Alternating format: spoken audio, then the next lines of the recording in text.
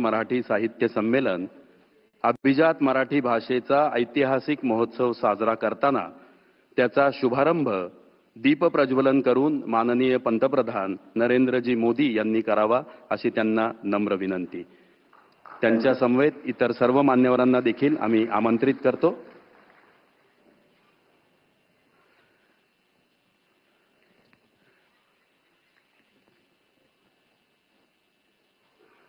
शुभं करोति कल्याणम आरोग्यम धनसंपदा शत्रुबुद्धी विनाशाय दीपज्योती नमोस्तुते।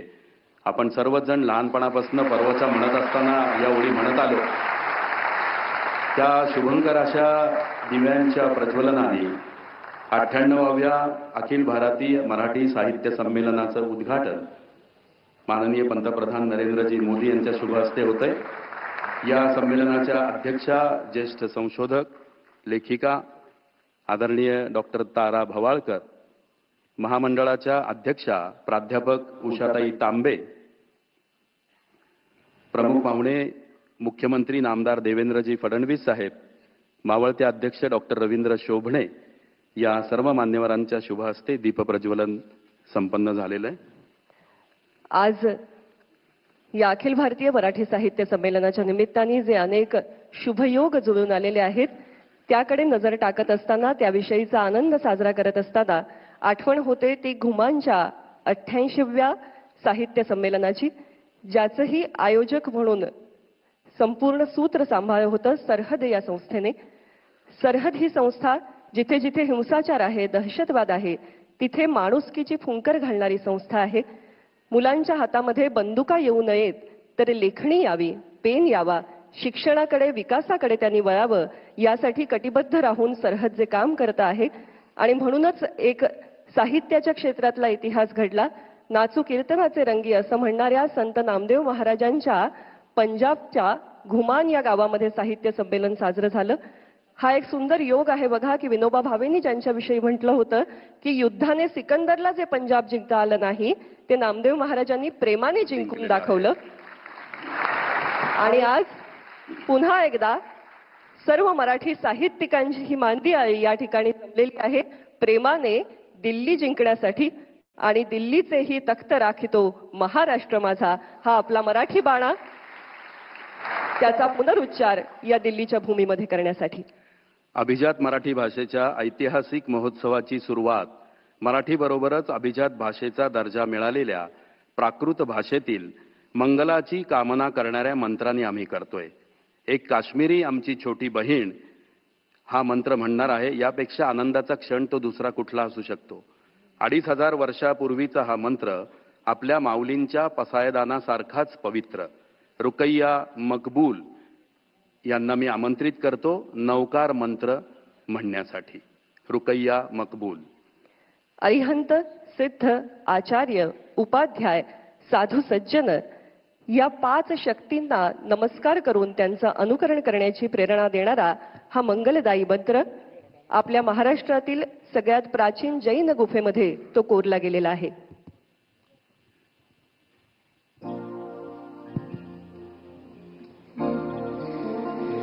नमो अरिहंताणं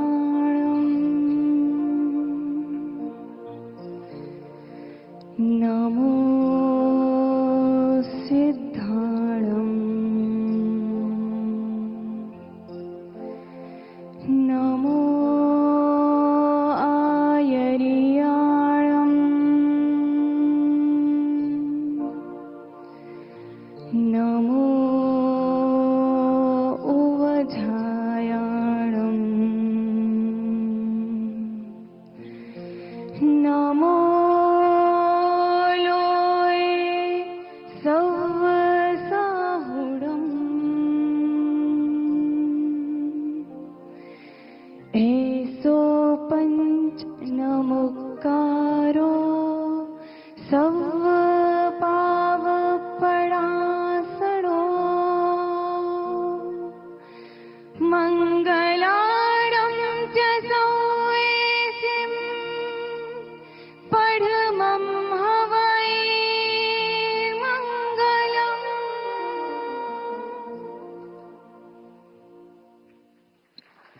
धन्यवाद रुकैया.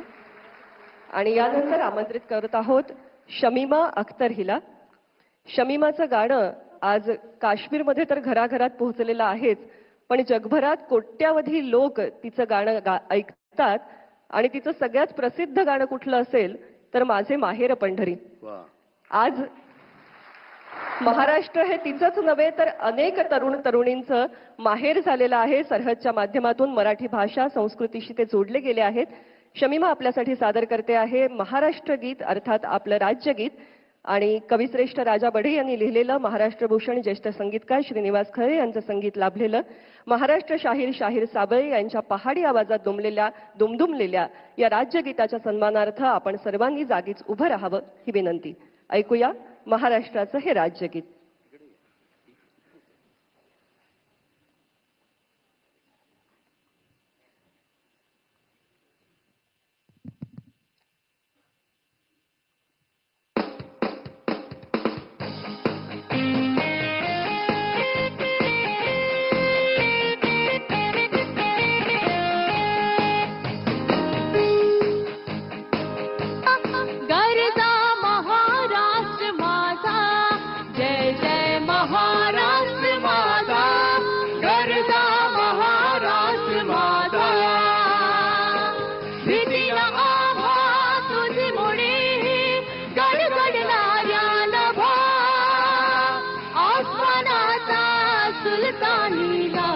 जबाब देते जिभा सह्याद्रीचा सिंह गरजतो शिवशंभो राजा घरी घरीतून नाद गुंजला महाराष्ट्र माझा जय जय महाराष्ट्र माझा गरजा महाराष्ट्र माझा जय जय महाराष्ट्र माझा गरजा महाराष्ट्र माझा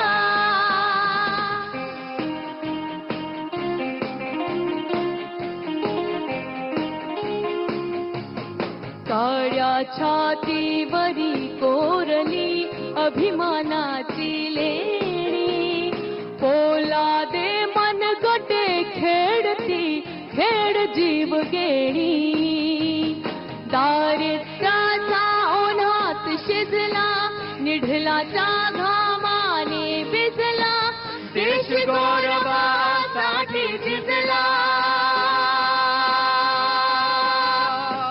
देश गौरवासाठी झिजला दिल्लीचे ही रक्त राखतो महाराष्ट्र माझा जय जय महाराष्ट्र माझा गरजा महाराष्ट्र माझा जय जय महाराष्ट्र माझा गरजा महाराष्ट्र माझा गरजा महाराष्ट्र माझा गरजा महाराष्ट्र माझा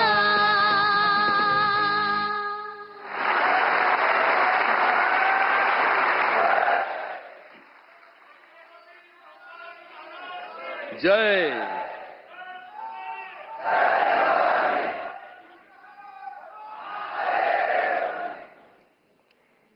जय महाराष्ट्र, जय हिंद. शमीमा अख्तरसाठी पुन्हा एकदा जोरदार टाळ्यांचा गजर करूया. आणि तिला स्वरसाथ देणारे मझहर सिद्दीकी यांचंही खूप खूप कौतुक. रुकैया जेव्हा नौकार मंत्र म्हणते, शमीमा महाराष्ट्र गीत म्हणते, माऊलींचं पसायदान गाते, माझे माहेर पंढरी म्हणते, तेव्हा जगभरातल्या करोडो मराठी प्रेक्षकांचे डोळे आनंदाने भरून येतात. मित्रांनो, सिराजुद्दीन नावाचा आमचा एक भाऊ आहे. तो काश्मीरच्या खोऱ्यामध्ये सांगतो, आता बंदुका बाजूला ठेवू आणि लेखणी हातात घेऊ.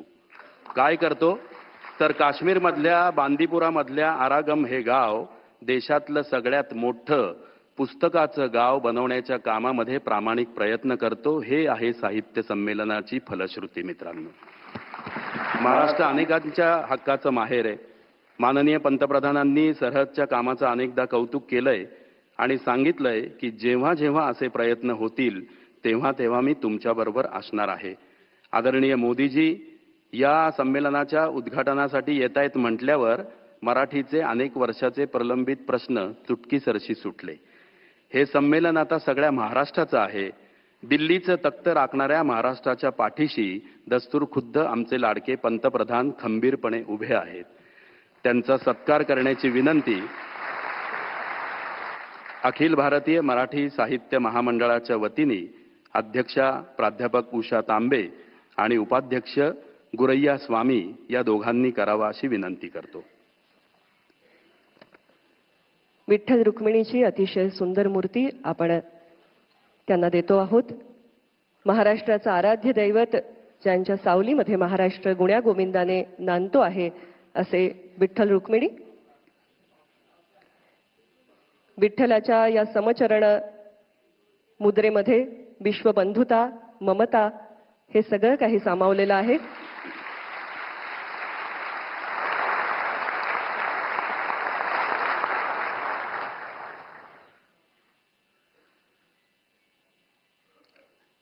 अठ्ठ्याण्णवाव्या मराठी साहित्य संमेलनाचं बोधचिन्ह आहे छत्रपतींची शिवमुद्रा आणि त्याच्यामध्ये असणारी लेखणी.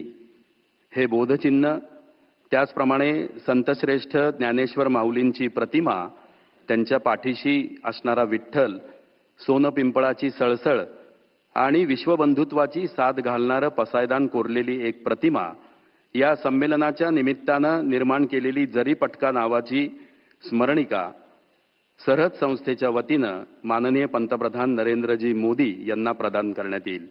त्यासाठी मी शैलेश पगारिया, शैलेश वाडेकर आणि अनुज नहार यांना आमंत्रित करतो. ज्या शिवमुद्रेचा आत्ता या ठिकाणी उल्लेख झाला, आपलं बोधचिन्ह पुन्हा एकदा वीरता आणि विद्वत्ता या दोन्हीचा संगम या बोधचिन्हामध्ये आपल्याला पाहायला मिळतो आहे. शिवमुद्रा आहे आणि त्याबरोबर लेखणी आहे. हे बोधचिन्ह आपण माननीय नरेंद्रजी मोदी सरांना या ठिकाणी प्रदान करतो आहोत.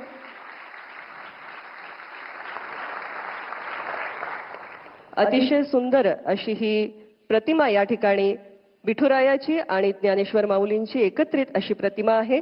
तिथे सोनियाचा पिंपळ बहरलेला दिसतो आहे आणि पसायदानही कोरलेला आहे. ही निर्मिती आहे प्रेरणा नहार यांची. समता, विश्वबंधुता हा वारकरी संप्रदायाने आपल्याला दिलेला वारसा आहे. आज ग्लोबल जग होत असताना विश्वात्मक देवाची आराधना करणारे असे आपले ज्ञानेश्वर माऊली,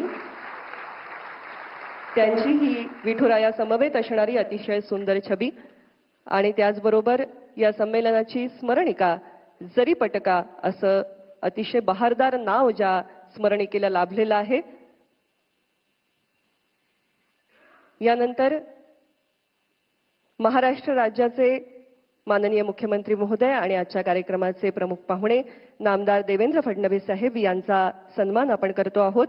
मी सरहदचे संस्थापक आणि 98व्या संमेलनाचे निमंत्रक संजयजी नहार यांना विनंती करते की आपण बोधचिन्ह देऊन त्यांचा सन्मान करावा.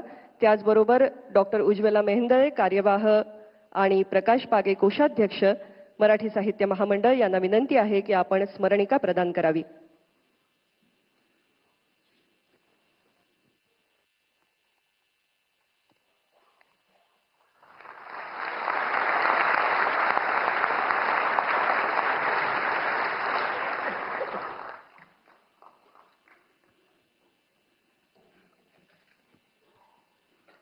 धन्यवाद. यानंतर अखिल भारतीय मराठी साहित्य महामंडळाच्या अध्यक्षा प्राध्यापक उषा तांबे स्वागतपर प्रास्ताविक करतील.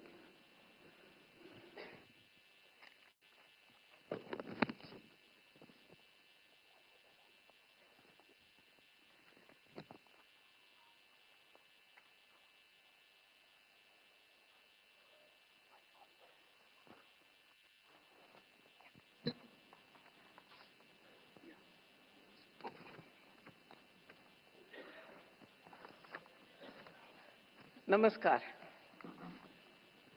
या महान देशाचे पंतप्रधान माननीय नरेंद्रजी मोदी, संमेलनाध्यक्ष डॉक्टर रवींद्र शोभणे, नियोजित संमेलनाध्यक्ष डॉक्टर ताराबाई भवाळकर, संमेलनाचे स्वागताध्यक्ष माननीय श्री शरदजी पवार, आयोजक सरहद संस्थेचे कार्यकर्ते आणि आपण सर्वजण, या सर्वांचं मी अखिल भारतीय मराठी साहित्य महामंडळातर्फे या संमेलनामध्ये मनपूर्वक स्वागत करते.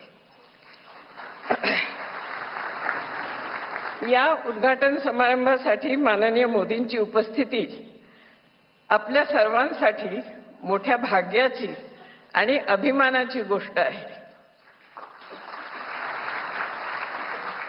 भारताच्या विविध भाषांबद्दल त्यांना असलेली संवेदनशीलता या त्यांच्या निमंत्रण स्वीकारण्याच्या कृतीवरूनच दिसून येते आहे. भारताच्या सर्वांगीण विकासासाठी आणि संरक्षणासाठी, देशाची विश्वातील प्रतिमा उज्ज्वल करण्यासाठी कृत्रिम बुद्धिमत्ता ते ग्रामीण भागातील स्त्रियांची वैयक्तिक स्वच्छता इथपर्यंत त्यांची दृष्टी सर्वत्र फिरत असते आणि या सर्व आघाड्यांवर त्यांचं मार्गदर्शन अतिशय प्रभावी राहिलं आहे हे आपल्याला माहिती आहे. आपल्या संमेलनाध्यक्ष डॉक्टर तारा भवाळकर या व्रतस्थपणे आपल्या निवडलेल्या विषयाचा शोध घेत असतात. महाराष्ट्रातीलच नव्हे तर संपूर्ण देशातील लोककला आणि लोकसाहित्याचं त्यांचा अभ्यास आहे आणि 97व्या संमेलनाचे अध्यक्ष डॉक्टर रवींद्र शोभणे यांच्या चतुरस्र लिखाणाचा आणि अभ्यासाचा परिचय आपल्याला गेले वर्षभर होतो आहे. संमेलन स्थळ दिल्ली हे स्वतःमध्येच एक फार मोठं वैशिष्ट्य आहे. यापूर्वी दिल्लीमध्ये 1954 साली तर्कतीर्थ लक्ष्मणशास्त्री जोशी यांच्या अध्यक्षतेखाली मराठी साहित्य संमेलन झालं होतं. त्यानंतर आज 2025 साली पुढचं संमेलन होत आहे. 1960 साली महाराष्ट्र राज्य स्थापन झाल्यानंतर हे पहिलंच संमेलन इथे होत आहे. मराठी भाषेला केंद्र शासनाने मराठीत अभिजात भाषेचा दर्जा दिल्यानंतर आणि तसाच शासन निर्णय महाराष्ट्राच्या हातात आल्यानंतरचं हे संमेलन आहे. त्यामुळे त्याचा विशेष अभिमान आणि आनंद आहे. पूर्वी अशी एक म्हणायची पद्धत होती, दिल्ली ते अभी बहुत दूर है, पण अब दिल्ली दूर नाही म्हणायला लावणारं हे संमेलन आहे असं मला मराठी मनाचं देशाच्या राजधानीशी असलेलं नातं जवळीक आणणारं हे आपलं संमेलन आहे. हे संमेलन महाराष्ट्राबाहेर आयोजित केलेलं असल्यामुळे परिसंवाद, चर्चा, मुलाखती यांच्या स्वरूपामध्ये थोडे बदल केले आहेत.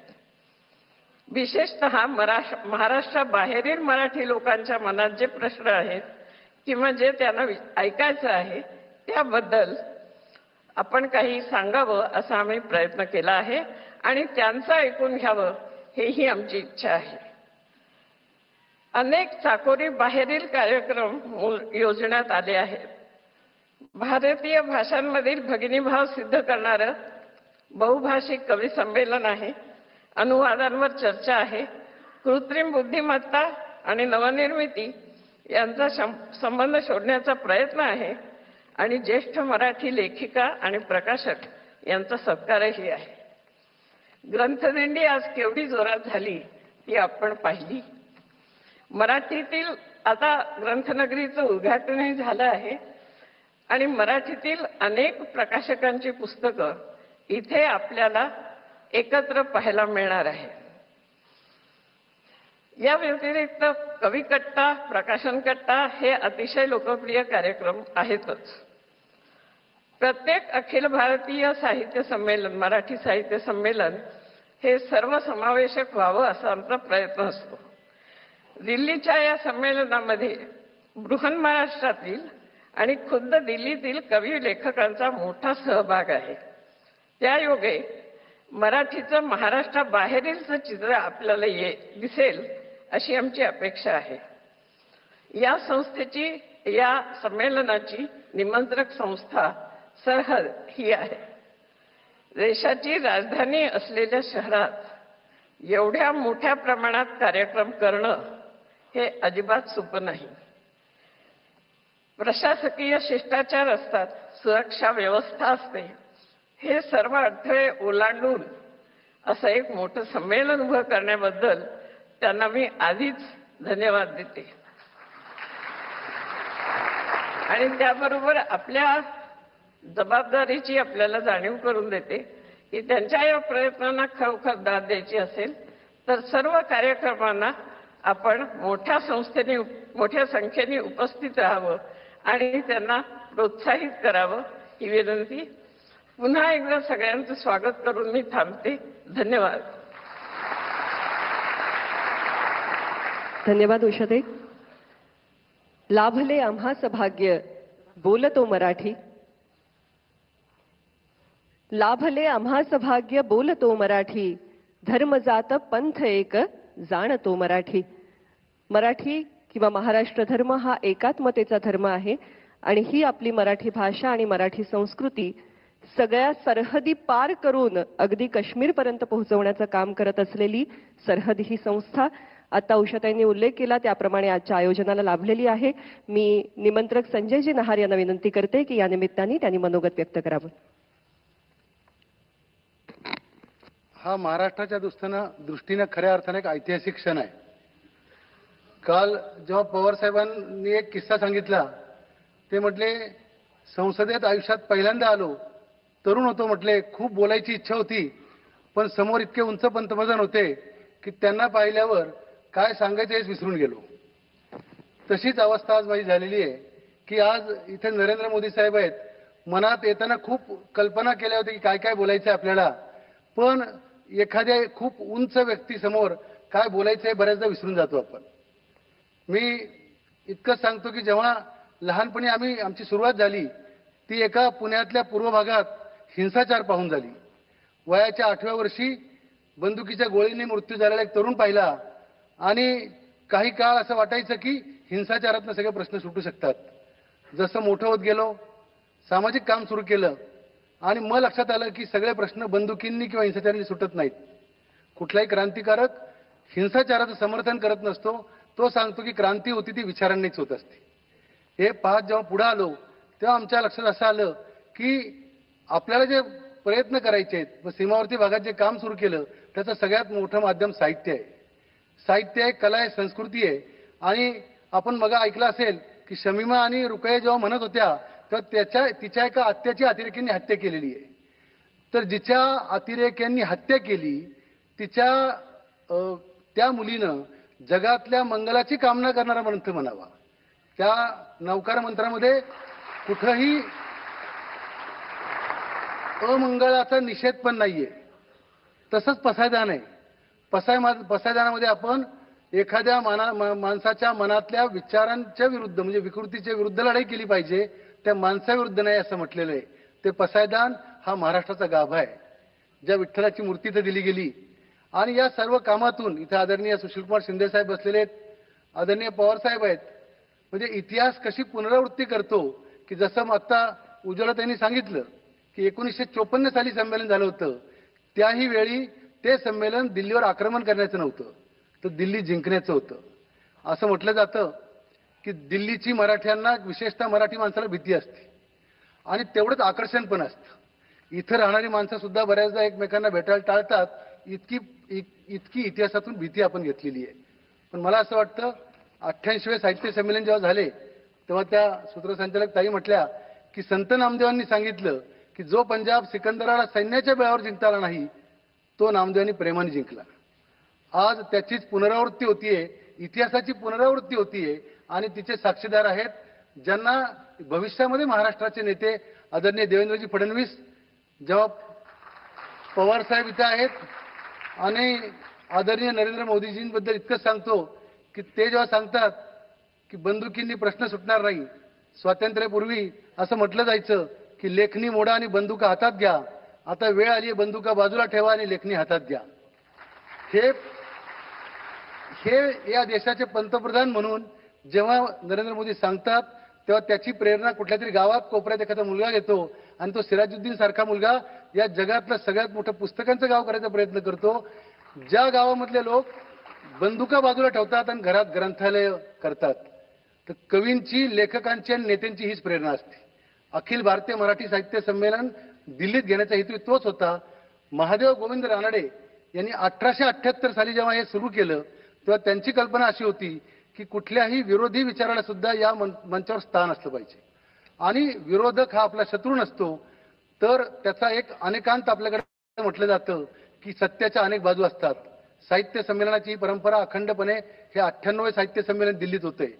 मला साहित्य संमेलनाचे काही पदाधिकारी सांगत होते की जर पंतप्रधान येणार खरंच हे माहिती असतं तर आम्ही 100च इथं केलं असतं. तर मी त्यांना सांगितलं की नियतीने ती सुद्धा जबाबदारी एका संस्थेवर दिली आहे आमच्यासारख्या छोट्या, पण आम्ही जे काम करतोय एक अशा प्रकारचं काम आपण उभं करूयात आणि त्याची प्रेरणा म्हणून या साहित्य संमेलनातनं ही आज आपण जी नावं घेतो, मग लोकमान्य टिळक असतील, नामदार गोखले असतील, लक्ष्मी केळकर असतील, सावरकर असतील, टोकाची विचार भिन्नता असलेले लोक या साहित्य संमेलनाच्या व्यासपीठावर एकत्र आलेले आहेत आणि त्या मंचाचं आज उद्घाटन या देशाचे आदरणीय पंतप्रधान नरेंद्र मोदी यांनी केलेलं आहे. व्यक्तिगत टीका टिप्पणी आपण करताना एक गोष्ट लक्षात ठेवली पाहिजे की या महान देशाचे पंतप्रधान ही व्यक्ती नसती, तर या देशाचे प्रतिनिधित्व करणारे एक महत्त्वाचे नेते असतात. त्यांच्या हातून होणारं उद्घाटन महाराष्ट्राच्या इतिहासात सुवर्णाक्षराने लिहिलं जाईल याच्याबद्दल माझ्या मनात कुठलीही शंका नाही. मी आदरणीय मोदी साहेबांना इतकंच सांगतो की महाराष्ट्र कसा आहे त्याच्याबद्दल आमच्यासारख्या छोट्या माणसांनी सांगायची गरज नाही, पण सेनापती बापट म्हणायचे मराठा विना राष्ट्र न चाले, मराठा म्हणजे महाराष्ट्र मेले तरी राष्ट्र मेले, महाराष्ट्र मेला तरी राष्ट्र मेले, मराठा हे जाती अर्थाने नव्हतं. तर या देशाच्या जडणघडणीमध्ये महाराष्ट्राचा वाटा असला पाहिजे आणि तो वाटा सकारात्मक असला पाहिजे, तो द्वेषाचा असू नये. याची पायाभरणी करणारं हे मराठी साहित्य संमेलन इथं सरद संस्थेला संधी मिळाली, या व्यासपीठावर याची संधी मिळाली. मी महामंडळाचं इथं उपस्थित राहिलेल्या सगळ्यांचं, इथं ग्रेटर काश्मीरचे कल्लू साहेब त्यांचं एक वाक्यात कथा सांगतो आणि थांबतो. जेव्हा महाराष्ट्र सदन काश्मीरमध्ये बांधायची वेळ आली आणि काही आंदोलन सुरू झाली तर ते म्हटले की हिंसाचारानं द्वेषानं खूप भोगलंय काश्मीरनी, आता आम्हाला परवडणार नाही, आता प्रेमानं आपण एकत्र आलं पाहिजे. आणि ते सांगण्यासाठी जर आदरणीय पंतप्रधान साहेब साक्षर असतील तर मला असं वाटतं की या देशाचा इतिहास हा नक्कीच उज्ज्वल असेल, भविष्य उज्ज्वल असेल. इतके सांगतो, माझे 2 शब्द संपवतो. जय हिंद, जय महाराष्ट्र.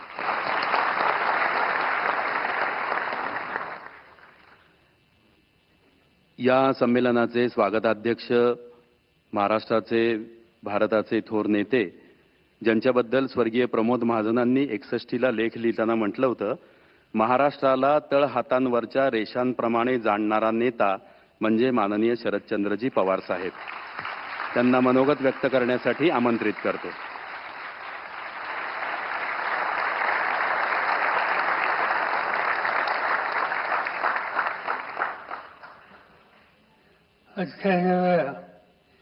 अखिल भारतीय मराठी साहित्य संमेलनाचे उद्घाटक आणि देशाचे प्रधानमंत्री माननीय नरेंद्र मोदीजी, महाराष्ट्राचे मुख्यमंत्री देवेंद्र फडणवीस, महामंडळाचे अध्यक्ष प्राध्यापक उषा तावणे, ज्यांची अध्यक्षपदी निवड झाली ते डॉक्टर ताराराव भावलकर, राज्य केंद्र सरकारचे अफील प्रतिनिधी श्री प्रताप जाधव, महाराष्ट्राच्या विधान परिषदेचे अध्यक्ष शिवराम शिंदे, संसदेचे माजी अध्यक्ष शिवराज पाटील, देशाचे माजी गृहमंत्री सुशील कुमार शिंदे, या ठिकाणी उपस्थित असलेले संसदेचे सदस्य, अन्य संस्थांचे प्रतिनिधी आणि या संमेलनासाठी ज्यांनी कष्ट घेतले ते सर्वांचे प्रमुख संजय नाहक, महामंडळाचे सगळे प्रतिनिधी, साहित्यिक आणि साहित्यिक रसिक बंधू, आज मराठी सारस्वतांची दिंडी दिल्लीला आहे आणि याचा मला मनापासूनचा आनंद आहे. बराचसे माणूस केवळ नर्मदा फार महाराष्ट्रच नाही तर आपल्या पराक्रमाचा झेंडा असते फार फडकवणारा बराचसे माणूस. तो दिल्लीमध्ये दिसतो, हरियाणामध्ये दिसतो, इंदोरमध्ये दिसतो, ग्वालियरमध्ये दिसतो, गुजरातमधल्या अनेक शहरांमधून दिसत असतो. नोकरी कामाच्या निमित्तानं काही लोक देशाच्या कानाकोपऱ्यामध्ये दिसतात. भीमसेनीच्या तत्वाने जसं यमुनेचं पाणी टाकलं त्याप्रमाणे मराठी साहित्याचा अमृत अनुभव घेण्यासाठी आज पुन्हा एकदा आपण यमुनेच्या तीरावर जमलो याचा मला मनापासूनचा आनंद आहे. अखिल भारतीय मराठी साहित्य संमेलन देशाच्या राजधानीमध्ये दुसऱ्यांदा होते आणि विशेषतः या सारस्वताच्या महामेळाव्याला देशाचे प्रधानमंत्री नरेंद्र मोदी हजर राहिले याचा मला मनापासूनचा आनंद आहे. आजचे साहित्य संमेलन मराठी भाषिकांच्या दृष्टीनं आनंददायी घटनेच्या पार्श्वभूमीवर संपन्न होत आहे. महाराष्ट्र शासन, महाराष्ट्राचे साहित्यिक, रसिक या सगळ्यांनी एका गोष्टीचा पाठपुरावा केला आणि तो म्हणजे मराठी भाषेला अभिजात भाषेचा दर्जा मिळावा. आणि हा दर्जा मिळवून देण्यासाठी माननीय नरेंद्र मोदींनी जी भूमिका बजावली त्याबद्दल समस्त मराठी जनतेच्या वतीनं मी त्यांच्याबद्दलची कृतज्ञता या ठिकाणी व्यक्त करतो. 1954 साली पहिल्यांदा दिल्लीला मराठी साहित्य संमेलन झालं आणि त्यावेळेला देशाचे प्रधानमंत्री जवाहरलाल नेहरू होते. त्यांनी त्याचं उद्घाटन केलं होतं आणि ते संमेलन यशस्वी करण्यासाठी त्या काळाचे महाराष्ट्राचे ज्येष्ठ नेते, स्वातंत्र्य सैनिक आणि केंद्र सरकारचे प्रतिनिधी काकासाहेब गाडगीळ यांचं फार मोठं योगदान होतं. त्याचं स्मरण करणं मी माझं कर्तव्य समजतो. जवाहरलाल नेहरूंनी जसं संमेलनाचं उद्घाटन केलं त्याचीच पुनरावृत्ती होताना 70 वर्षांनी या संमेलनाचं उद्घाटन प्रधानमंत्री नरेंद्र मोदी यांच्या हातून होतंय याचा मला आनंद आहे. एक गोष्ट मी आपल्याला सांगतो की ज्या वेळेला त्यांना निमंत्रण देण्यासाठी मी गेलो तर त्यांनी अक्षरशः 1 मिनिट सुद्धा लावला नाही. महाराष्ट्राचा हा कानार हा सोहळा आहे, सारस्वतांचा हा सोहळा आहे, माझी उपस्थिती आहे आणि तुम्ही सामावून मिळाला. आपल्याकडं चंद्रभागेच्या काठी आचार्यांनी कार्तिकीला जसं लाखो वारकरी भक्ती वाहून जमतात त्याच पद्धतीनं साहित्य संमेलनासाठी महाराष्ट्रामध्ये हजारो साहित्य प्रेमी दरवर्षी येत असतात आणि देशाच्या राजधानीत होणारं हे साहित्य संमेलन तुमच्या माझ्या आयुष्याचा एक अत्यंत महत्त्वाचा प्रसंग आहे. 37व्या साहित्य संमेलनाचे अध्यक्ष महाराष्ट्राला सांस्कृतिक दिशा देणारे मराठी विश्वकोशाकडे तर्कचित्र रक्षण शास्त्री जोशी होते. त्यांनी त्याच वेळेला याचा उल्लेख मी केला काकासाहेब गाडगे हे अध्यक्ष होते आणि ती जबाबदारी माझ्याकडे आली याचा मला आनंद आहे. बारामती म्हणल्याच्या नंतर मोरोपंत यांचं स्मरण होतं आणि त्यांनी त्या ठिकाणी केकावली आणि आर्या ही लिहून साहित्यामध्ये कोठी भर टाकली.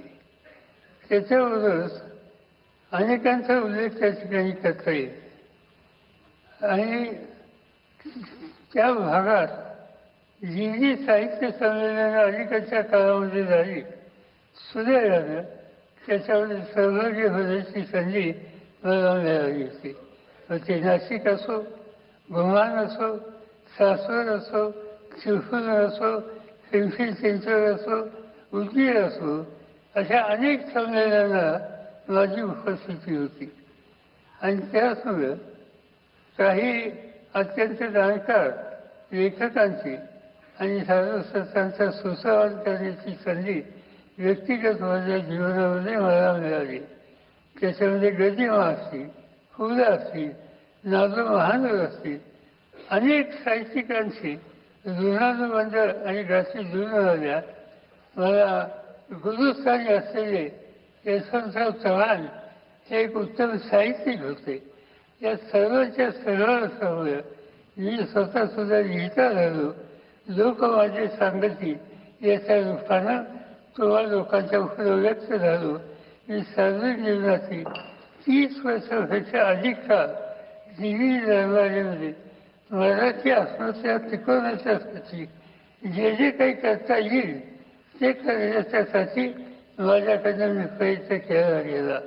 आणि कदाचित म्हणूनच स्वागताध्यक्षाची जबाबदारी त्यांनी माझ्यासाठी असावी. या संमेलनाचे एक वैशिष्ट्य म्हणजे डॉक्टर तारा मोहाळकर यांची निवड. आणि याचा मला आनंद आहे.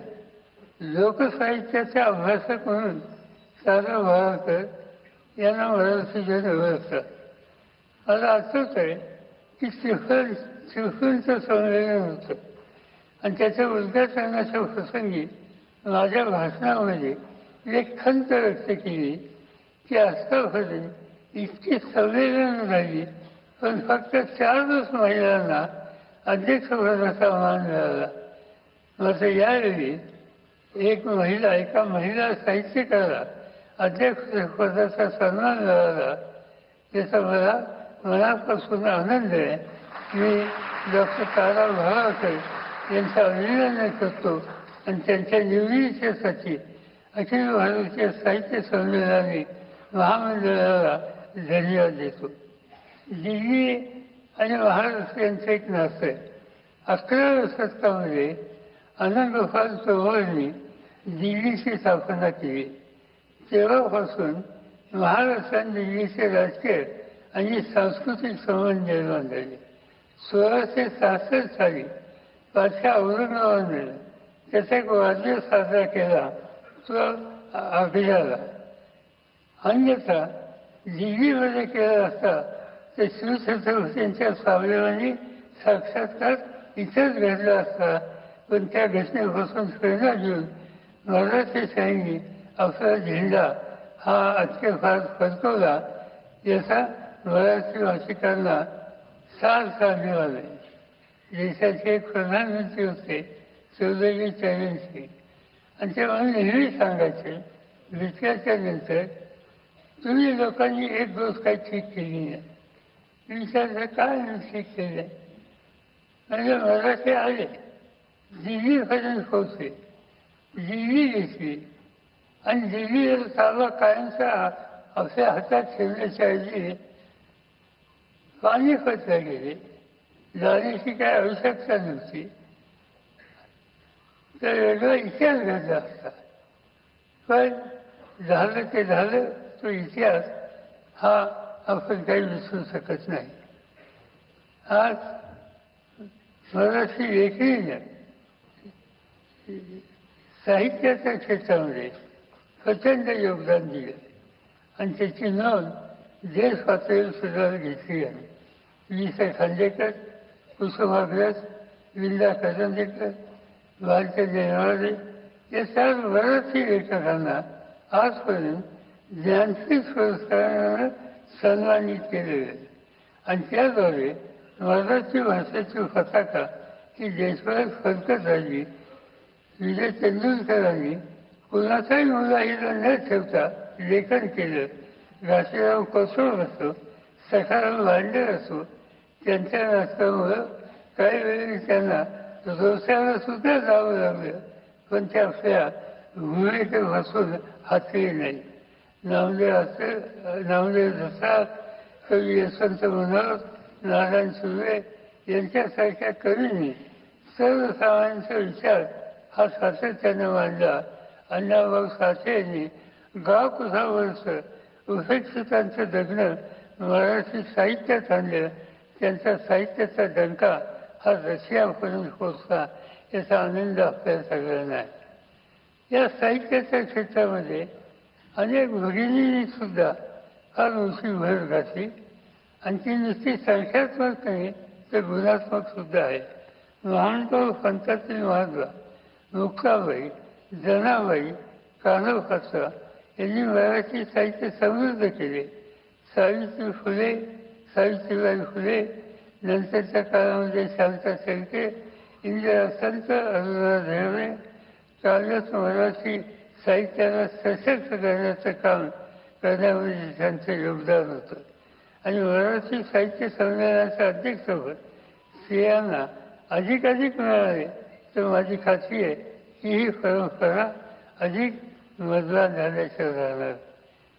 साधारणतः साहित्य संमेलन म्हणल्याच्या नंतर महाराष्ट्रात एका गोष्टीची चर्चा सुरू होती, राजकारण्यांचा इथं काय संबंध आणि त्या संबंधीचं लिखाण हे गेले काही दिवस चालतं. यंदा काही अजून झालेलं नाही, काही झालं मला माहिती नाही, मी वार्तांना बघतोय, पण कुणी याच्या हल्ली लिहिला. खरं म्हणजे तर राजकीय नेते आणि संमेलन यांचाही काही संबंध आहे. माझं स्वच्छ मत आहे की राजकीय नेत्यांनी संमेलन मंचावर यावर काही येऊ नये. या संमेलनाचा वाद दरवर्षी कशाला करायचा. राजकारण आणि साहित्य यांच्यातील परस्पर प्रभाव हा दुसराच आहे. बाळ गंगाधर टिळक, पंडित जवाहरलाल नेहरू, अटल बिहारी वाजपेयी, यशवंतराव चव्हाण अशांची नावं घेता येतील की त्यांनी या सगळ्या क्षेत्राला प्रतिसाद दिली. कलेला राजाचे लावलं नाही तर राजांनी साहित्यकाला जोपासली. भूषणकार छत्रपती संभाजी महाराज हे त्याचं उलटं उदाहरण. एकूणच राजकारण आणि साहित्याची फारकत होऊ शकत नाही, ते परस्परांना पूरक होऊ शकतं. महाराष्ट्रात साहित्य प्रांतातून राजकीय आखाड्यात उतरलेले आचार्य प्रल्हाद केशव विरोधी पक्षाचे प्रबळ नेते म्हणून आजही त्यांचं अभियान आपल्याला आहे. निसर्ग कवी नादो मानव विधिमंडळात आली. भाष्य कविता लिहिणारे रामदास कुलकर्णी विधान परिषदेचे सभासद झाले. उफराकात लेक्चर माने हे आले तर त्याची तक्रार विधिमंडळात कोणी केली नाही. गजी वाजपूरकर यांच्या साहित्य क्षेत्रातील योगदानाची चर्चाच होऊ शकत नाही. त्यांनी लिहिलेले गीत रामायण आजही मराठी माणसाच्या ओठावर आहे. अयोध्यातील राम मंदिराच्या उभारणीच्या काळात सुद्धा महाराष्ट्रामध्ये सगळीकडे ऐकू येत होतं की गदिमांनी लिहिलेलं गीत रामायण आणि त्यामुळं या वादावर एकदा पडदा पडेल अशा प्रकारची अपेक्षा आपण या ठिकाणी करू इच्छितो. वाचन संस्कृती वाढवली पाहिजे.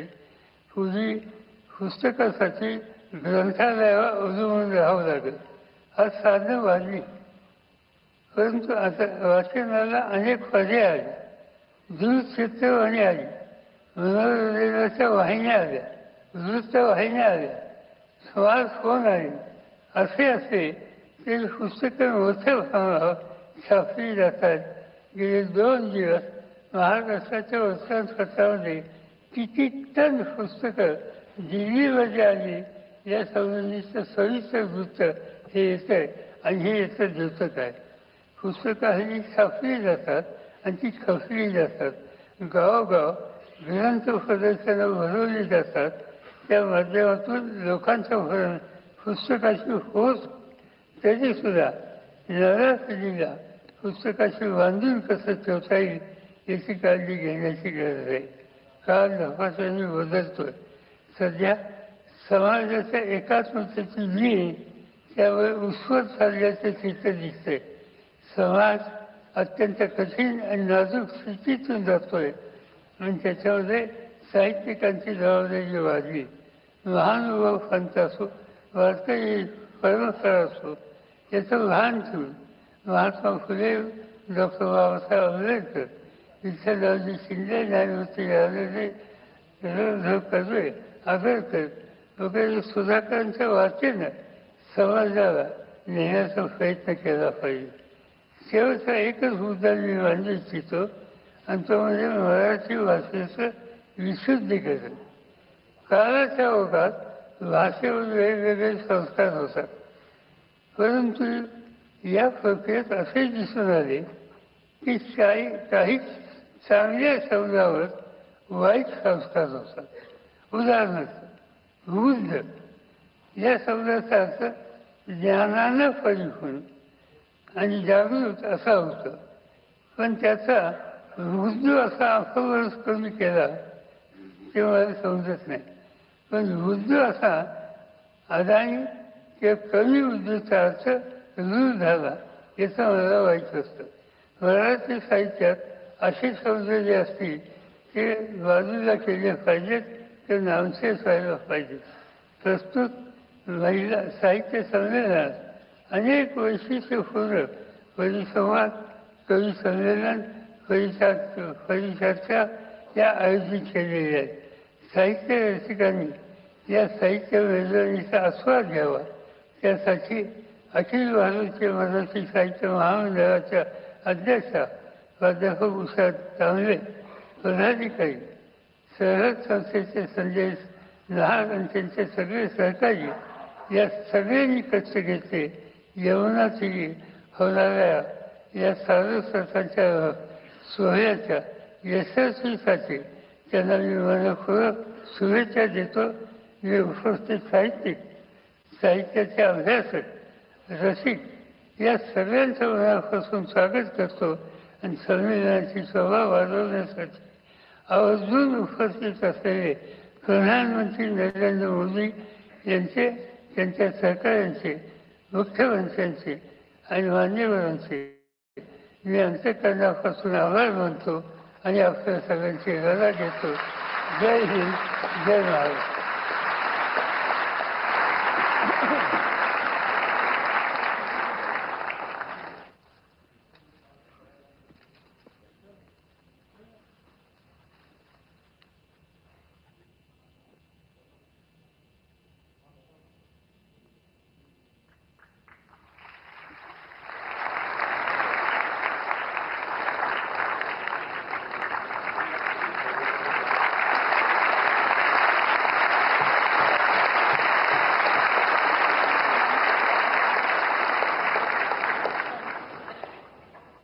अठ्ठ्याण्णवाव्या अखिल भारतीय मराठी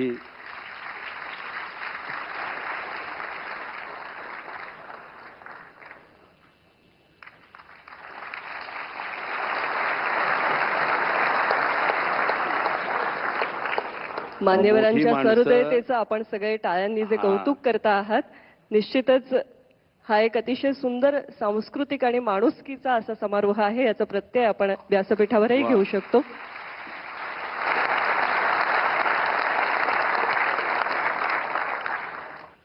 अठ्ठ्याण्णवाव्या साहित्य संमेलनाच्या अध्यक्षा डॉक्टर तारा भवाळकर, लोककला, लोकगीत, लोकसंस्कृती, जात्यावरच्या ओव्या, ग्रामीण स्त्रीच्या धारणा, महाभारत आणि रामायणाचं स्त्रियांमध्ये रुजलेलं बीज अभिजन वर्गासमोर आणणाऱ्या संशोधिका. नाट्यशास्त्र आणि संत साहित्याचा त्यांचा सखोल अभ्यास आहे. त्यांनी एकांकिका, ललित निबंध, संशोधनात्मक लिखाण केलंय. मराठी विश्वकोश, मराठी वाङ्मयकोश, मराठी ग्रंथकोश या महत्वाच्या प्रकल्पांमध्ये त्यांचं अतिशय मोलाचं योगदान आहे. प्रथेप्रमाणे त्यांचा सत्कार साहित्य परिषदेमध्ये झाला. त्यावेळेला मिलिंद जोशी असे म्हटले होते की लोकसाहित्य म्हटलं की एकतर गहिवर घालायचा, नाहीतर तुच्छतेने दुर्लक्ष करायचं, अशी पद्धत रूढ असताना ताराबाईंनी व्रतस्थ भूमिकेतून लोकसाहित्याला अभिजन वर्गाच्या जाणीवेच्या अभ्यासाचा भाग बनवलं. आज जात्यावरच्या कुण्या एका शहाण्या मुलीला जर कळलं की ताराबाई मराठी साहित्य संमेलनाच्या अध्यक्षा झाल्या आहेत, तर तिला वाटेल ताराबाईंच्या रूपाने तिचीच कोणीतरी एक प्रेमळ, खंबीर, शहाणी मावशी किंवा आजी मराठी जगातल्या या सिंहासनावरती पोचलेली आहे. आणि म्हणूनच कदाचित एरवी आजीकडून ओव्या ऐकणारी नात आज कदाचित म्हणते आहे, दिल्लीमध्ये आज ओवी मारे बाजी, दिल्लीमध्ये आज ओवी मारे बाजी, सुखावले माझे मन अध्यक्षा तारा आजी. अध्यक्षा तारा आजी.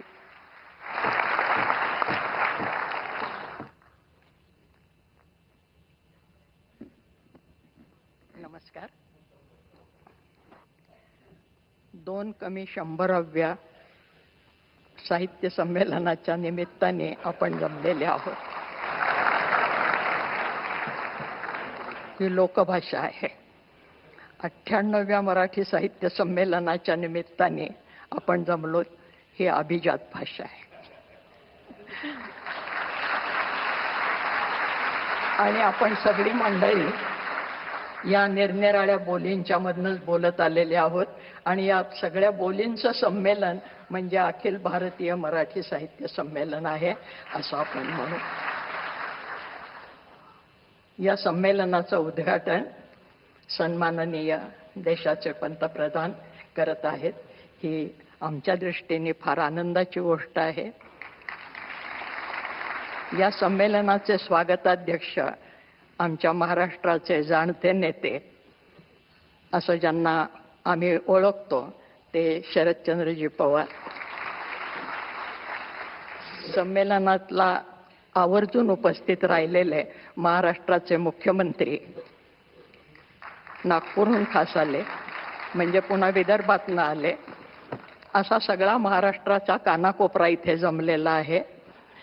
या अखिल भारतीय मराठी साहित्य संमेलन आयोजित करण्यासाठी आणि अध्यक्षीय निवड करण्यासाठी जी यंत्रणा आहे अखिल भारतीय मराठी महामंडळ, त्या महामंडळाच्या अध्यक्षा आमची मैत्रीण उषाताई तांबे, या संमेलनाचे पूर्वाध्यक्ष आणि आमचे सन्मित्र रवींद्र शोभणे, अशी ही सगळी या संमेलनाला मुद्दाम आम्हाला घरातनं आणून बोलवून इथपर्यंत स्वागत करणारे आणि मला इथपर्यंत सोडणारे या संमेलनाचे सगळे संयोजक संजयजी नहार आणि त्यांची सगळी टीम. आपण सगळी मराठीवर उदंड प्रेम करणारी माझे बहीण भावंडांनो, आज फार काही बोलायचं नाही असा दम भरलाय मला, कारण नंतर बोलायचंय.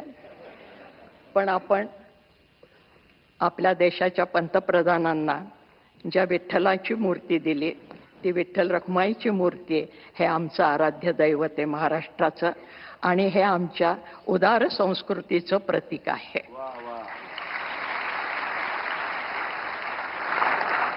कारण हा विठ्ठल आला कुठून? कानडावो विठ्ठलू कर्नाटको. कर्नाटकातनं आला, महाराष्ट्रामध्ये स्थिर झाला आणि आजही वारीसाठी जी मंडळी येतात ती नुसती मराठी मंडळी नसतात. महाराष्ट्र, कर्नाटक, तेलंगणापासून ही सगळी मंडळी विठ्ठलाकडे येत असतात. हा विठ्ठल कसा आहे? मराठी माणसासारखा साधा आहे, कष्टकरी माणसासारखा. कांबळ खांदी वाहन पायी डोईस मुंडासे, श्यामल रंगी सान रूपते साधेपण भासे. आत्ताच आपण मूर्ती पाहिली. गोऱ्या रंगाची त्याला हौस नाही, सावळाच येतो. आणि सावळा नुसता नाही, काळा सावळा आहे सगळा. महाराष्ट्राला जो रंग आहे त्या रंगाचाही अभिमान आहे. असा हा विठ्ठल, तो सर्वांना सामावून घेणारा. त्याचे भक्त जर तुम्ही पाहिले तर सर्व जाती जमातीचे भक्त त्याच्या पायाशी जाणारे आहेत. त्याच्यात सर्व व्यवसाय करणारी मंडळी आहेत, सुतारे, लोहारे, चांभारे, गावकुसाबाहेरची मंडळी आहेत. उच्चवर्णीय आमचे एकनाथ महाराज आहेत आणि सगळ्यांचे शिरोमणी ज्ञानेश्वर महाराज आहेत, ज्यांचं पसायदान आपण ऐकलं. या प्रत्येकाने या मराठीची स्तुती केलेली आहे, हे आपल्याला माहीत आहे. माझा मराठाची बोल कवतुके परी अमृतातेही पैजा जिंके असं म्हणणारे ज्ञानेश्वर महाराज. संस्कृत भाषा दैव्य केली, प्राकृत काय चोरापासूनही आली असं ठणकावून सांगणारे आमचे एकनाथ महाराज. तेव्हा ही अभिजात मराठी झाली, त्याचं पायाभरण करणारी ही सगळी मंडळी आहेत. आणि ज्या वेळेला महाराष्ट्रामध्ये शिवाजी महाराजांनी राज्य स्थापन केलं त्याचे विश्लेषण करत असताना महाराष्ट्रामध्ये शिवाजी महाराजांनी राज्य कसं स्थापन केलं त्याचं विश्लेषण आमच्या न्यायमूर्ती महादेव गोविंद रानड यांनी असं केलेलं आहे की संतांनी शिवाजी महाराजांच्यासाठी भूमी निर्माण केली होती. कारण मराठी भाषा जी टिकवली ती संतांनी टिकवली. भाषा ही प्रत्यक्ष जीवनात असावी लागते, कारण भाषा ही एक जैविक अशी गोष्ट आहे, जिवंत. जर भाषा बोलली तर ती जिवंत राहते, नुसती पुस्तकातनं आणि ग्रंथातनं ती जिवंत राहत नाही. म्हणून भाषा ही जैविक आहे. आणि महाराष्ट्राला सातत्याने पांडुरंगाचं स्मरण मराठीतनं करायला लावणारी ही भाषा संतांनी जिवंत ठेवली आमच्या. आणि आमच्या या संतांच्या मध्ये मुद्दाम आवर्जून सांगते की मराठी साहित्याचा उगम कुठे झाला, अमुक साली शाळा निघाली आणि माणसं शिकायला लागली, हे आमचं आधुनिक पांडित्य झालं. ज्या दिवशी आईने पहिली ओवी आपल्या बाळाला म्हटली असेल त्या दिवशी मराठी भाषा जन्माला आली.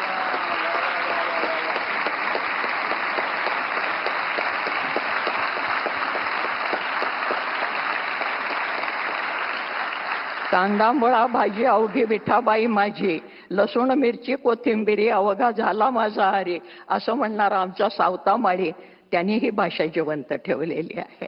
फार कशाला, जनाबाई मुक्ताबाई तर आपल्याला माहितीच आहेत की विठ्ठलाला आणि जनाबाई बरोबर दळायला लागला, कांडायला लागला, पाणी भरायला लागला. जनी बैसली नाही आला पाणी नाही सणाला.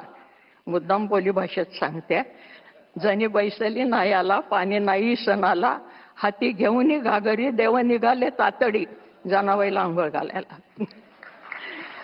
ही आमची मराठी भाषा. आणि ह्या मराठी भाषेला अभिजात दर्जा मिळाला आहे. या सगळ्यांना मिळून हे अभिजातपण आलेलं आहे.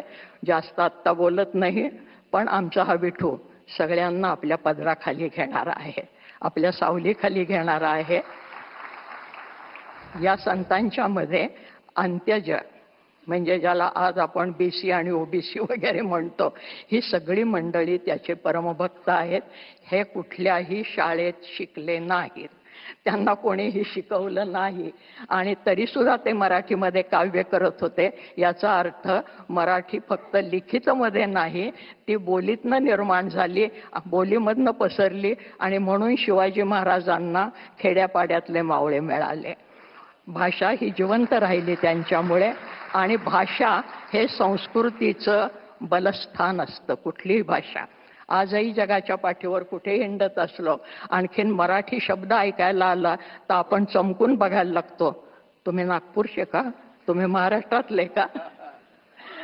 तर हे भाषेचं आपलेपण निर्माण करणारी, भाषा ही जोडणारी गोष्ट असायला पाहिजे, तोडणारी नाही.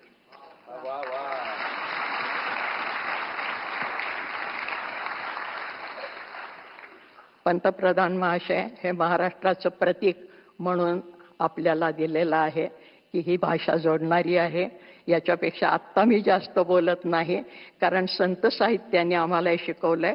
पण अंत्यज स्त्रिया सुद्धा आमच्या बोलत होत्या, आणि आज ज्याला आम्ही पुरोगामी म्हणतो आणि कोणी कोणी उपहासाने पुरोगामी म्हणतात, ते पुरोगामी काही म्हणू देत, पण खरोखरच आमचे संत हे पुरोगामी आहेत. त्याचे उदाहरणं जात पात पक्ष पंथ स्त्री पुरुष भेदाच्या पलीकडे. त्यामुळे स्त्री अध्यक्ष झाली हा महत्वाचा मुद्दा नाही, गुणवत्ता हा महत्वाचा मुद्दा आहे.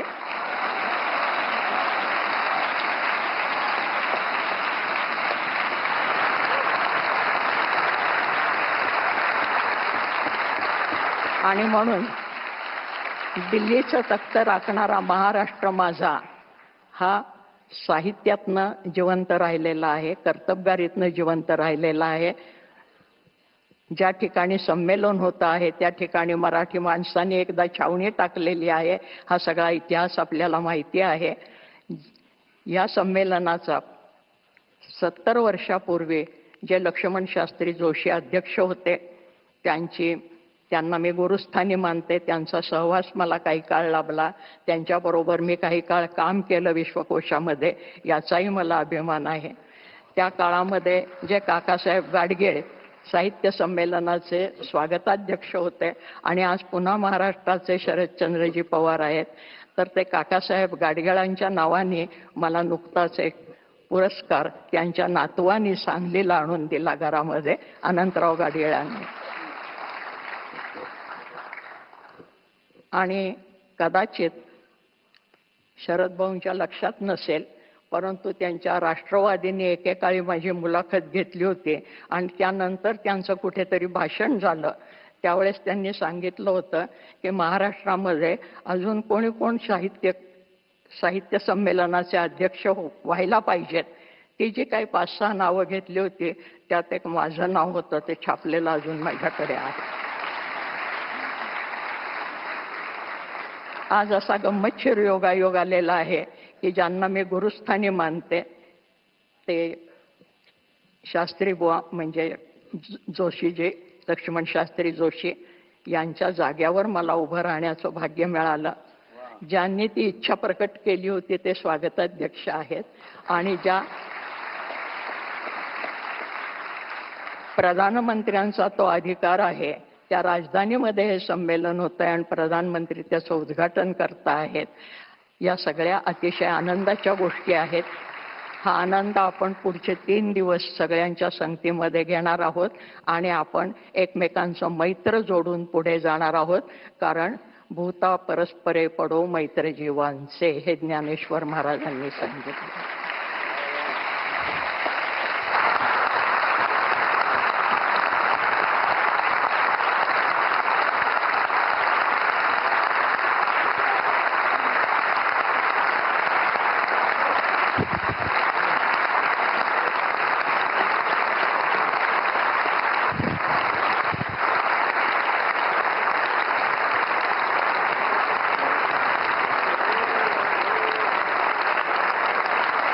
साक्षात मराठी शारदेने आपल्याशी संवाद साधल्याचा भाव सगळ्यांच्या मनात आहे. आणि उद्घाटन सत्र इथलं संपल्यानंतर पुढे आपल्या संमेलनस्थळी उद्घाटन सत्रामध्ये आपल्याला डॉक्टर तारा भवाळकर यांचं सविस्तर भाषण जे आहे त्याचा सुद्धा आनंद घ्यायचा आहे. त्याची उत्सुकता आत्तापासून मनामध्ये आहे. आत्ता छत्रपती शिवरायांचा उल्लेख डॉक्टर तारा भवाळकर यांनी केला. मराठी भाषा ही व्यवहाराची, राज्य व्यवहाराची भाषा होऊ शकते, हा विश्वास आणि हा दृष्टिकोन आपल्याला छत्रपती शिवरायांनी दिला. आज आता ताराबाई म्हणाल्या त्याप्रमाणे मराठी ही लोकभाषा तर आहे, ती अभिजात भाषा आहे, ती अभिजनांची भाषा आहे, ती राज्य भाषा आहे, पण त्याचबरोबर ती शासन व्यवहारातली राजभाषा सुद्धा व्हायला हवी असा आपणा सगळ्यांच्या मनातला जो आग्रह आहे, त्याला नियमाचं स्वरूप ज्यांच्या नेतृत्वामुळे नुकतंच प्राप्त होऊ घातलेलं आहे आणि आता आपले सर्व शासकीय व्यवहार मराठी भाषेतूनच होतील ही अनिवार्यता ज्यांच्या नेतृत्वातून आपल्यापर्यंत पोहोचते आहे, असे महाराष्ट्र राज्याचे माननीय मुख्यमंत्री देवेंद्र फडणवीस साहेब यांना मी विनंती करते. स्वागत.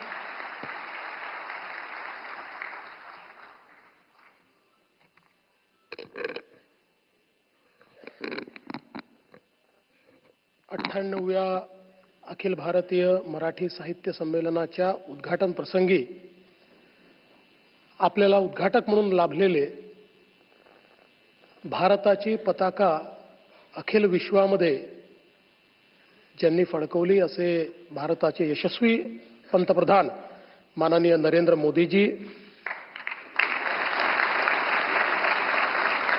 स्वागत अध्यक्ष आणि आपले ज्येष्ठ नेते आदरणीय शरदचंद्र पवार साहेब, 98व्या संमेलनाच्या अध्यक्षा आदरणीय डॉक्टर तारा भवाळकर, त्याचप्रमाणे या ठिकाणी उपस्थित 97व्या संमेलनाचे अध्यक्ष रवींद्र शोभणेजी, डॉक्टर उषाताई तांबे, श्री संजय नाहर, श्री प्रकाश पागे, श्रीमती उज्ज्वला मेहेंदळे, या सभागृहात उपस्थित सर्व सन्माननीय अतिथीगण आणि उपस्थित भगिनी आणि बंधूंनो, खरं म्हणजे ताराबाईंचं भाषण ऐकल्यानंतर त्या भाषणामध्येच आपण राहावं असं आपल्या सगळ्यांना वाटतंय. आणि माननीय प्रधानमंत्री महोदयांचं भाषण ऐकण्याची उत्कंठा आपल्याला आहे. त्याच्यामध्ये सुरात असुराचं काम करण्याचं भाग्य मला लाभलेलं आहे. पण आपल्या सर्वांकरता ही अतिशय अभिमानाची गोष्ट आहे की मराठी भाषेला अभिजात दर्जा मिळाल्यानंतर पहिलं संमेलन हे दिल्लीमध्ये होत आहे. मी आदरणीय प्रधानमंत्री महोदयांचं मनापासनं त्यांचे आभार मानतो की जगभरातील मराठी माणसाच्या मनामध्ये जे होतं की आमच्या मराठी भाषेला अभिजात दर्जा मिळाला पाहिजे, ते स्वप्न आपण पूर्ण केलं. आणि मला असं वाटतं की महाराष्ट्राच्या निर्मितीनंतर पहिल्यांदाच हे संमेलन या ठिकाणी याकरता होत आहे की सरस्वतीचे सर्व पुत्र वाट पाहत होते की कधी आमच्या भाषेला अभिजात दर्जा मिळतो, तेव्हाच आम्ही दिल्लीमध्ये संमेलन घेऊ. आणि म्हणून हे संमेलन आज दिल्लीमध्ये होत आहे.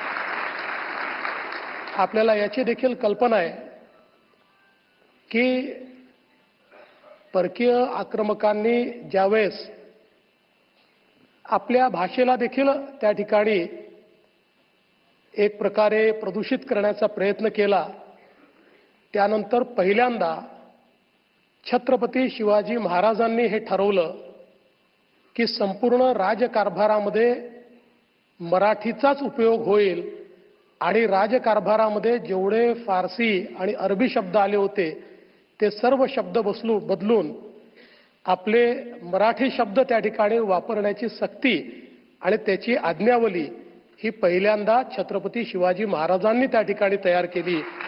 आणि म्हणूनच स्वभाषेचा आग्रह किंवा स्वभाषेचा स्वाभिमान हा देखील छत्रपती शिवाजी महाराजांकडूनच आपण शिकलो.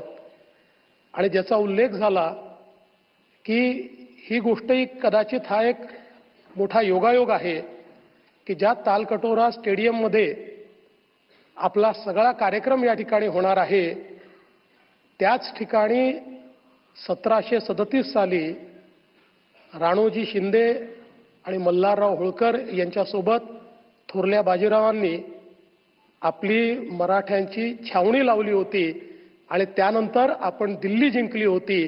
त्यामुळे आता आमचा मराठी माणूस आपल्या विचाराने पुन्हा या संमेलनातनं दिल्ली जिंकणार आहे, हे मला सांगताना अत्यंत आनंद वाटतोय. आपल्याला कल्पना आहे की 1988 साली जेव्हा विश्व मराठी संमेलन झालं होतं आणि पवारसाहेबही होते आणि त्या संमेलनामध्ये पु ल देशपांडेंनी त्या ठिकाणी सांगितलं होतं की जो आपल्या मातृभाषेवर प्रेम करतो त्यालाच माया आणि वात्सल्य काय असतं हे समजतं.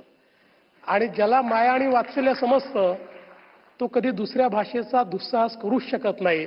त्यामुळे तो दुसऱ्या भाषेवरही प्रेम करतो.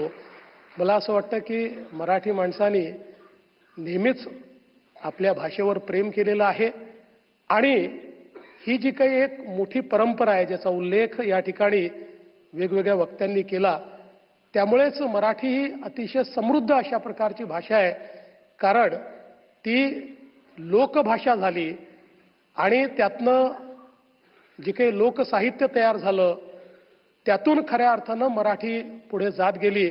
आणि आत्ताच ताराबाईंनी सांगितलं की आमच्या संतांनी, आमच्या वारकरी संप्रदायाने कशा प्रकारे या मराठीला पुढे नेण्याचं काम केलं. आणि लीळाचरित्र असेल, ज्ञानेश्वरी असेल, 12व्या शतकामध्ये इतक्या आधुनिक स्वरूपात आलेले ही जी काही ग्रंथ आहेत ते देखील मराठी किती समृद्ध त्या काळातही होती हे आपल्याला या ग्रंथांच्या माध्यमातून पाहायला मिळतं. आणि म्हणूनच या अखिल भारतीय मराठी साहित्य संमेलनामध्ये दिल्लीमध्ये इतक्या मोठ्या प्रमाणात महाराष्ट्रातनं आणि देशभरातनं लोक आलेले आहेत. आणि मला असं वाटतं की मराठी माणूस हा कला, साहित्य, संस्कृती याच्यामध्ये रममाण होणार आहे. किंबहुना त्याच्या ठायी कला, साहित्य आणि संस्कृती वसलेली आहे. आमच्यासारखे काही लोक आहेत की ज्यांच्या ठायी खाद्य संस्कृती जास्त वसलेली आहे. पण मला असं वाटतं की त्यामुळेच या ठिकाणी मराठी भाषा अशी आहे की ज्याच्यामध्ये 100 पेक्षा जास्त वेगवेगळी साहित्य संमेलनं त्या ठिकाणी होत असतात आणि सर्व प्रकारच्या विचारांना, सर्व प्रकारच्या मला असं वाटतं बोलीभाषांना त्या साहित्य संमेलनांमध्ये एक प्रकारे महत्त्व मिळत असतं. अशा या मराठीची सेवा करण्याची संधी आपल्या सर्वांना या साहित्य संमेलनाच्या निमित्ताने मिळते आहे. मी यापेक्षा अधिक बोलणार नाही. मी अखिल भारतीय साहित्य संमेलनाला, त्याच्या नूतन अध्यक्षांना, आताच्या अध्यक्षांना सगळ्यांना खूप खूप शुभेच्छा देतो आणि मला विश्वास आहे संजयजी, आपण सर्वांनी ही जी मेहनत केलेली आहे, हे अधिवेशन खूप ऐतिहासिक अशा प्रकारचं अधिवेशन होईल. 2 वर्षांनी 100वे अधिवेशन करायचं आहे आणि 3 वर्षांनी या अधिवेशनांना 150 वर्ष होत आहेत. त्यामुळे ही दोन्ही अधिवेशनं अत्यंत महत्त्वाची असणार आहेत. त्याही वेळी आपण अशाच प्रकारे मराठीवर प्रेम करणाऱ्यांचा हा जो काही मेळा आहे, अतिशय भव्य अशा प्रकारचा साजरा करू, हा विश्वास मी व्यक्त करतो. पुन्हा एकदा खूप खूप या संमेलनाला शुभेच्छा देतो आणि माझं बोलणं संपवतो. धन्यवाद. जय हिंद, जय महाराष्ट्र.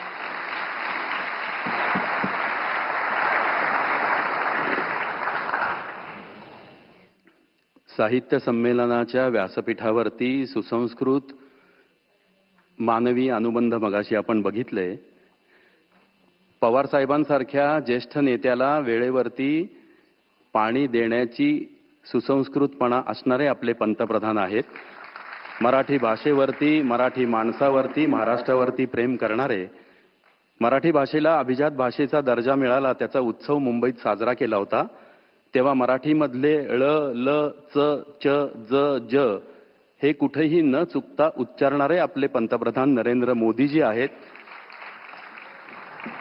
अशा आमच्या पंतप्रधानांना यानंतर मार्गदर्शनपर मनोगत व्यक्त करण्याची विनंती करतो. स्वराज्य, स्वदेशी आणि स्वभाषा यावर प्रेम करायला शिकवणारे असे आपले माननीय पंतप्रधान महोदय. जोरदार टाळ्यांच्या गजरात स्वागत करूया.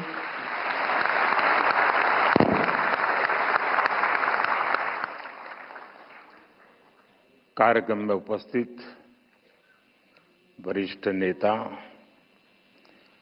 श्रीमान शरद पवार जी,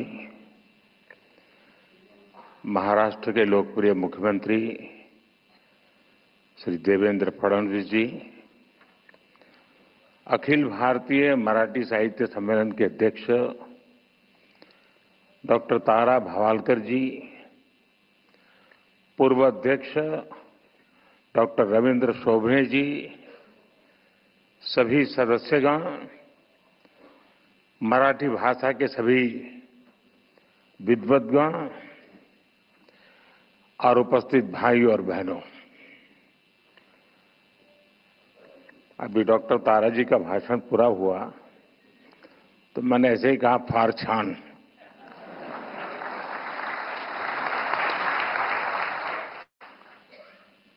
तो उन्होंने मुझे गुजराती में जवाब दिया कि बड़े पर गुजराती आवड़े छे.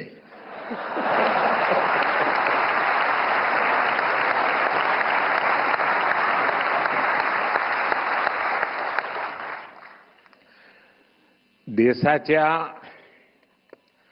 आर्थिक राजधानीच्या राज्यातून देशाच्या राजधानीत आलेल्या सर्व मराठी सारस्वतांना माझा नमस्कार.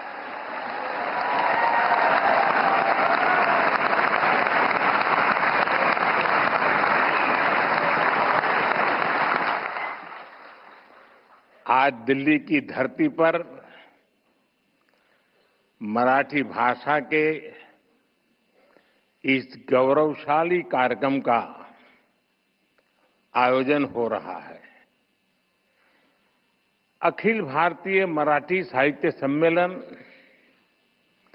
एक भाषा या राज्य तक सीमित आयोजन नहीं है.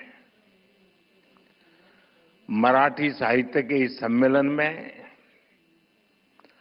आजादी की लड़ाई की महक है।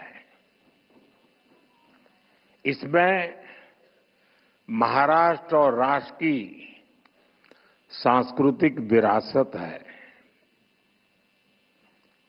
ज्ञानबा तुकारामांच्या मराठीला आज राजधानी दिल्ली अतिशय मनापासून अभिवादन करते।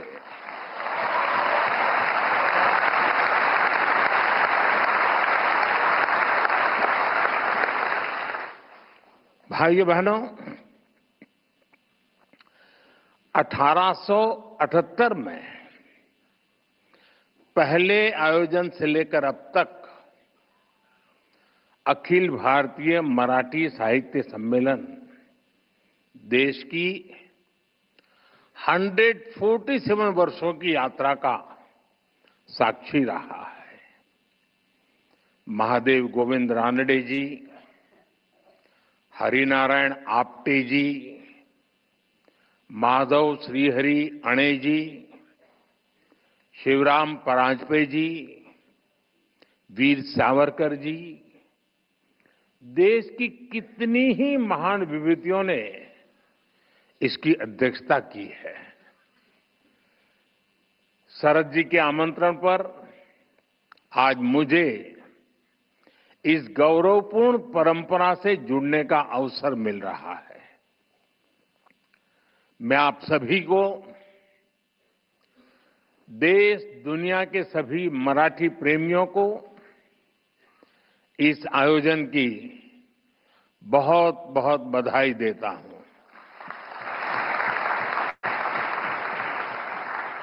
आणि आज तर जागतिक मातृभाषा दिवस आहे। तुम्ही दिल्लीतील साहित्य संमेलनासाठी दिवस सुद्धा अतिशय चांगला निवडला।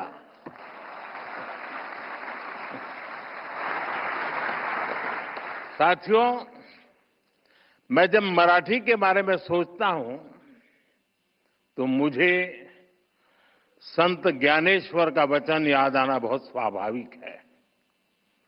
माझ्या मराठीची बोलू कौतुके, परी अमृता तेही पैजासी जिंके। यानी मराठी भाषा अमृत से भी बढ़कर मीठी है। इसलिए मराठी भाषा और मराठी संस्कृति के प्रति मेरा जो प्रेम है, आप सब उससे भली भांति परिचित है। मैं आप विद्वानों की तरह मराठी में उतना प्रवीण तो नहीं हूं, लेकिन मराठी बोलने का प्रयास, मराठी के नए शब्दों को सीखने की कोशिश मैंने निरंतर की है। साथियों, ये मराठी सम्मेलन एक ऐसे समय हो रहा है जब छत्रपति शिवाजी महाराज के राज्याभिषेक के 350 वर्ष पूरे हुए हैं। जब पुण्य श्लोक अहिल्याबाई होलकर जी की जन्म जयंती के 300 वर्ष हुए हैं और कुछ ही समय पहले बाबा साहब अंबेडकर के प्रयासों से बने हमारे संविधान ने भी अपने 75 वर्ष पूरे किए हैं। साथियों, आज हम इस बात पर भी गर्व करेंगे कि महाराष्ट्र की धरती पर मराठी भाषी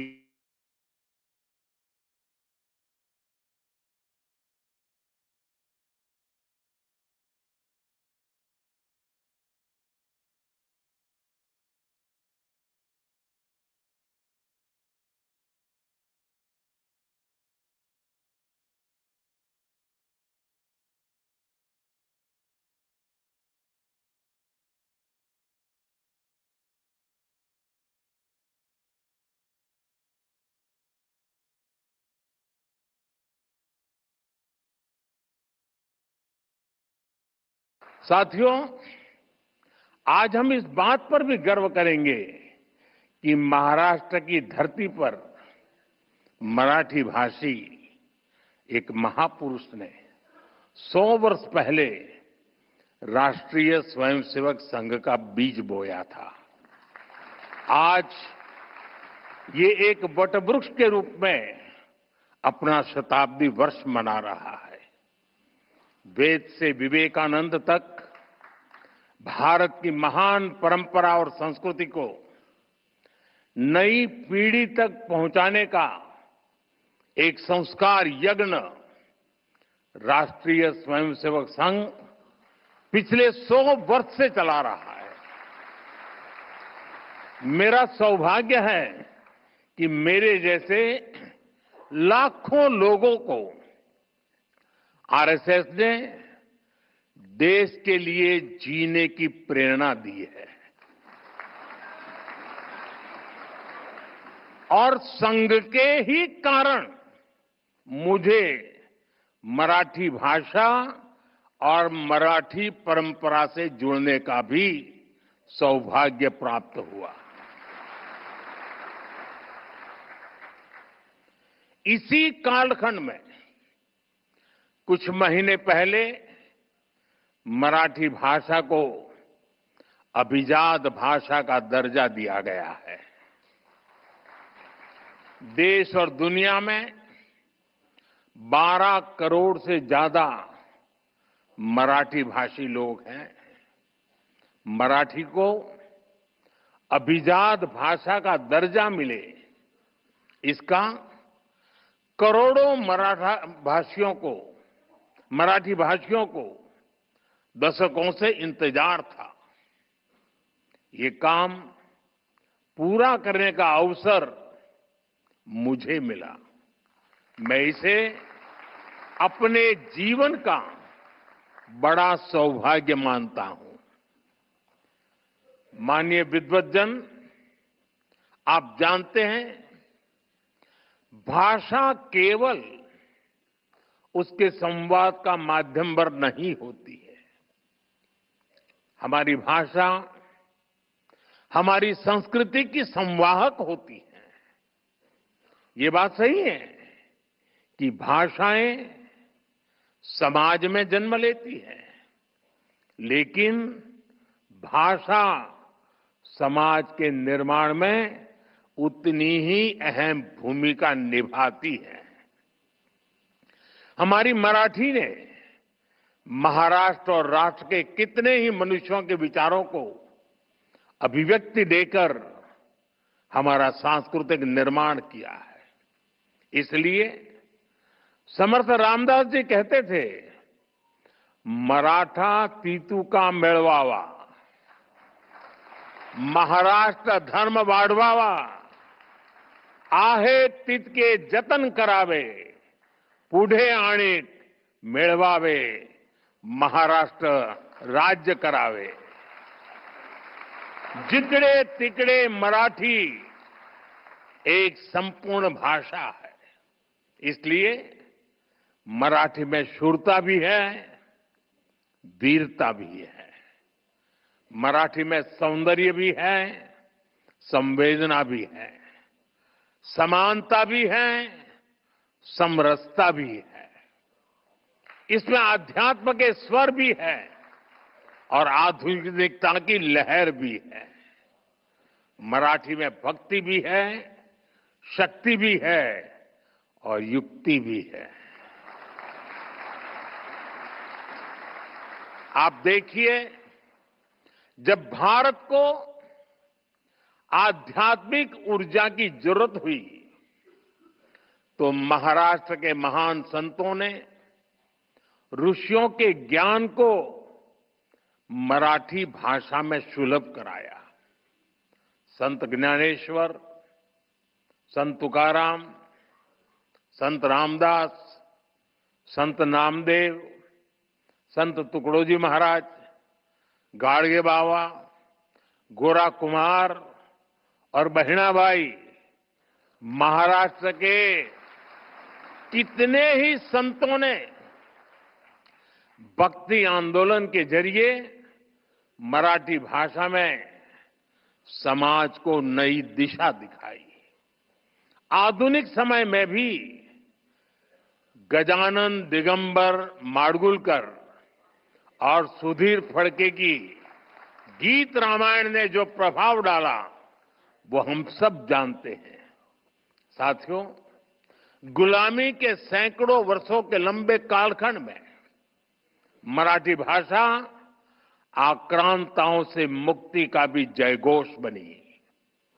छत्रपति शिवाजी महाराज, संभाजी महाराज और बाजीराव पेशवा जैसे वीर मराठा वीरों ने दुश्मनों को नाको चने चबाना दिए, उनको मजबूर कर दिया। आजादी की लड़ाई में वासुदेव बलवंत फड़के, लोकमान्य तिलक और वीर सावरकर जैसे सेनानियों ने अंग्रेजों की नींद उड़ा दी। उनके इस योगदान में मराठी भाषा और मराठी साहित्य का बहुत बड़ा योगदान था। केसरी और मराठा जैसे समाचार पत्र, कवि गोविंदाग्रजी की ओजस्वी कविताएं, राम गणेश गडकरी के नाटक मराठी साहित्य से राष्ट्र प्रेम की जो धारा निकली, उसने पूरे देश में आजादी के आंदोलन को सींचने का काम किया। लोकमान्य तिलक ने गीता रहस्य भी मराठी में ही लिखी थी, लेकिन उनकी इस मराठी रचना ने पूरे देश में एक नई ऊर्जा भर दी थी।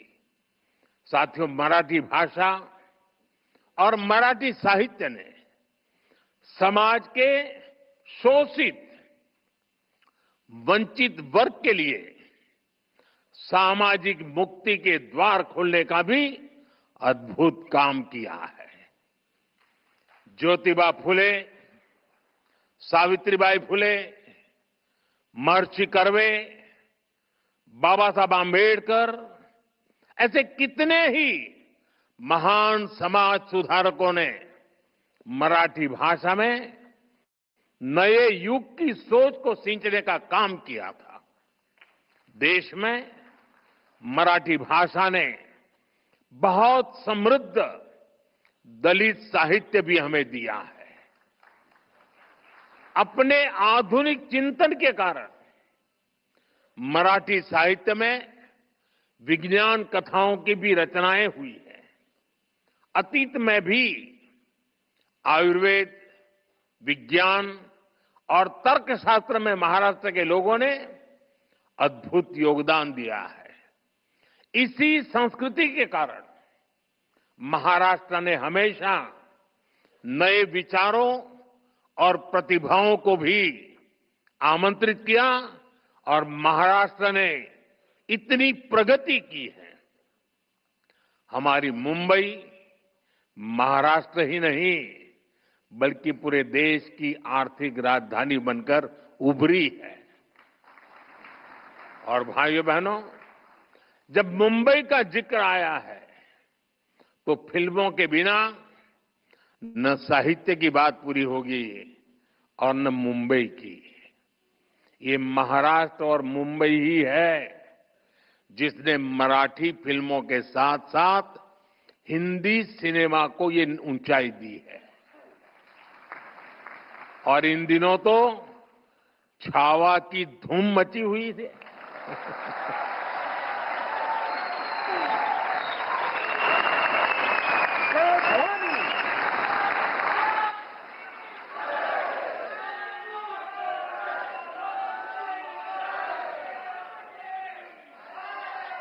संभाजी महाराज के शौर्य से इस रूप में परिचय शिवाजी सावंत के मराठी उपन्यास ने ही कराया है।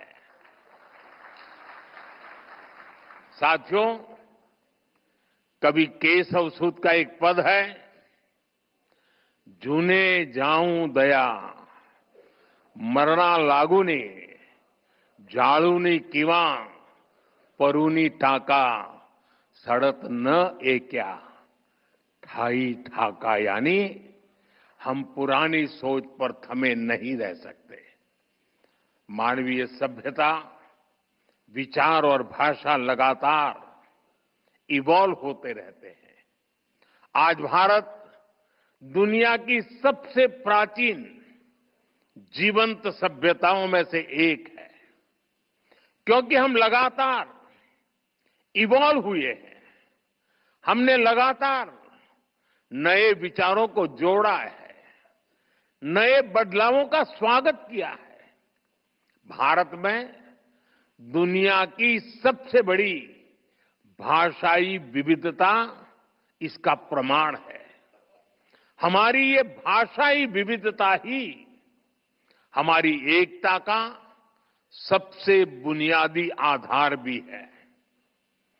मराठी खुद इसका सबसे बड़ा उदाहरण है, क्योंकि हमारी भाषा उस मां की तरह होती है जो अपने बच्चों को नए से नया, अधिक से अधिक ज्ञान देना चाहती है। मां की तरह ही भाषा भी किसी से भेदभाव नहीं करती। भाषा हर विचार का, हर विकास का आलिंगन करती है। आप जानते हैं, मराठी का जन्म संस्कृत से हुआ है, लेकिन इसमें उतना ही प्रभाव प्राकृत भाषा का भी है। ये पीढ़ी दर पीढ़ी आगे बढ़ी है। इसने मानवीय सोच को और अधिक व्यापक बनाया है।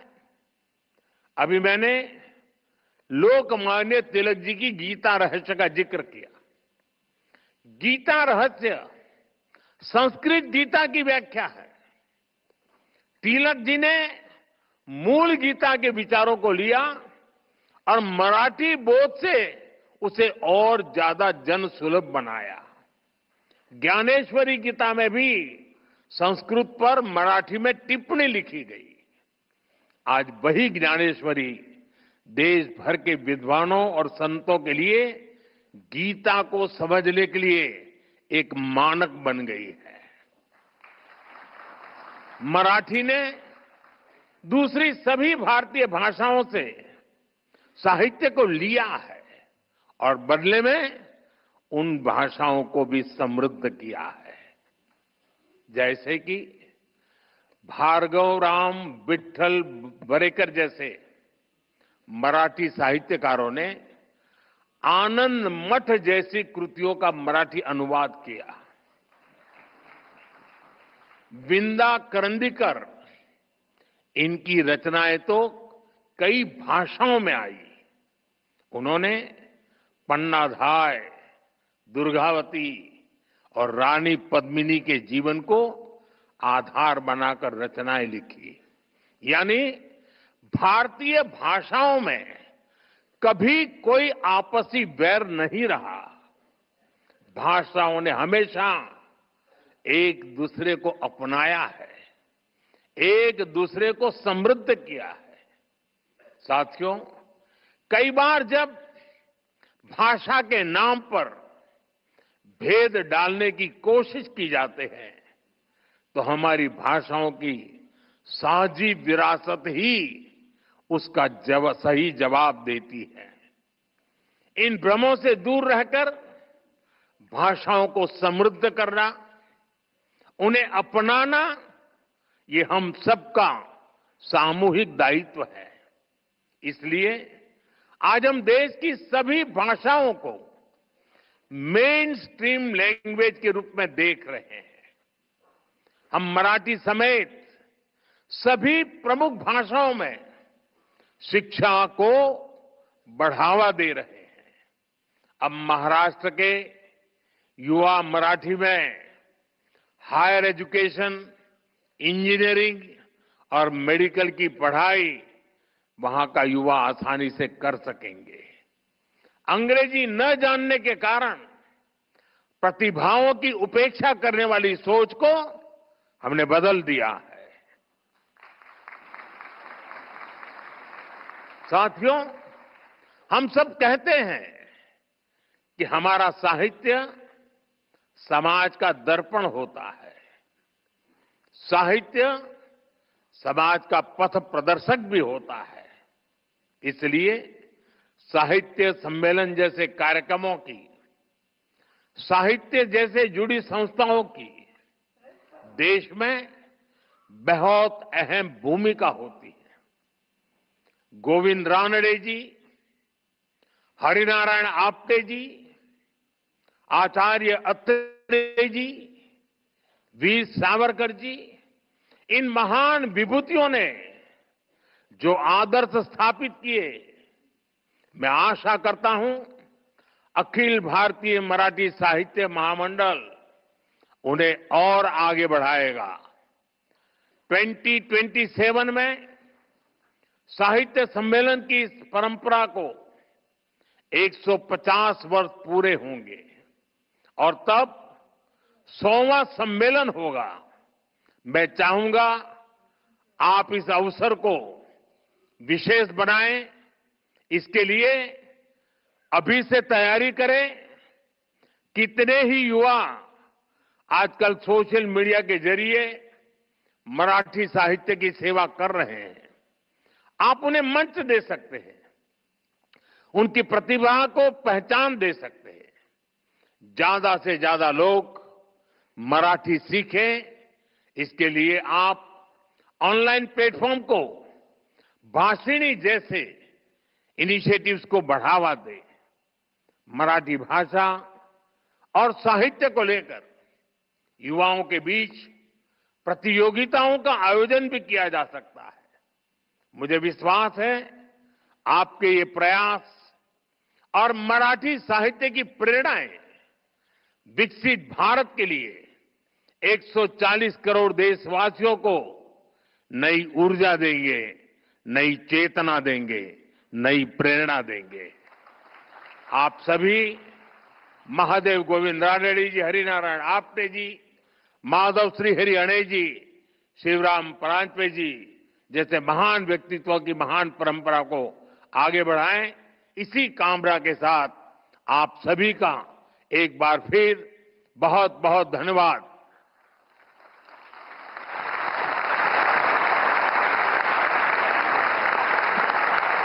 अतिशय रंग भरला असा हा क्षण आपणा सगळ्यांसाठी आपण सर्वांनी उभं राहून मानवंदना दिलेली आहे देशाचे पंतप्रधान आदरणीय श्री नरेंद्र मोदीजी यांना।